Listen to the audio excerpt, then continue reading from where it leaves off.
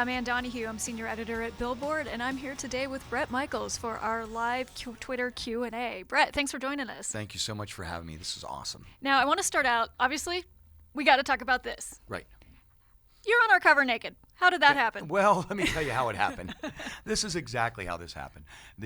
First of all, I said I was honored, first of all, to be on Billboard. I was killer to begin with. That was great. Thank you. So, but what happened was they come in and said, we want to do this cover for Maximum Exposure. Mm-hmm. And then, like most things that happened in my life, they didn't explain everything that I had to do. The naked part? Yeah, they left out a few minor details. Oh, and then, our bad. you got to come in and thank you for bringing clothes, but you don't need any of them. And I was like, all right. So we got in there. I once I realized what it was, I just kind of let go to the fact of I'd never really done anything like that before. I know that a few years in a row I won Rocker of the Year in Playgirl magazine, but it was just you had jeans and stuff on, and that So we made you get more naked than Playgirl. So yes, okay. Billboard made me get much more naked than Playgirl did, which was awesome. And I said I need two things. I'm not a diva. Mm-hmm. I just need some warm lighting. Oh, wait, I need a warm room and some good lighting. That's all I needed, and I was happy. And you guys did a great day. And the photographer Blair was amazing. Everyone that was down there was cool to work with, and made me feel as comfortable as possible. Good. Now this comes out, and of course everybody starts screaming Photoshop. Right. So we on our website actually have the touched and unretouched photos, so you can judge for yourself. I think the biggest difference in it is one, I just wasn't. I was pretty. I would say I was pretty pasty white. Is that a good way of putting it? But I was pretty untan, and I think what they did is they put a filter. Something it looks like something is on it that made it look much more tan, but then no photoshopping going on. And the lighting's cool. I mean, yeah, it's I love it. They give you like that superhero. It's like there's some kind of it's like a tan filter or something like that. Just I think that's what it was. Mm-hmm, mm-hmm. Now, one of the reasons we obviously put Bret on our cover was because he has a history in reality TV, including a new show that starts October 18th. Right. Tell us a little bit about Life as I Know It. Life as I Know It, very simply, is a show. It's about an absolute trying to find balance in my life, and God knows I could use it because there is, if you look at the success we've had with Rock of Love or Celebrity Apprentice or Nashville Star, all of them when we did those shows were their highest ratings of those particular shows on the network, right? And one of the cool things about going in and doing Life as I Know It is trying to find that balance in my life between my love and my passion for my family and my love and my passion for making music and being on the road and even doing reality with or without the context of doing it just in my house and I think that reality TV can be a blessing in some ways. In other ways, if you're not careful, it can be an absolute disaster. I think for most people, there has to be something about who's ever in that show that's got to be interesting.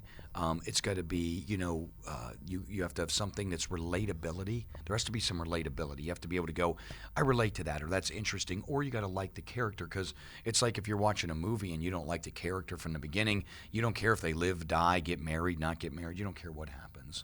So hopefully people will find Life as I Know It a very interesting journey to take. Now tell me a little bit about how you brought this idea up with Christy, your girlfriend, and your daughters. Right. Well, realistically, how it started out is when we finished, when I finished doing let's say the third year of dating, when I was doing Rock of Love, and then I've really been asking for years to do Celebrity Apprentice, and I said I'd love to go on there, raise a lot of money and a lot of awareness for type 1 diabetes, or just diabetes in general, but for me being type 1.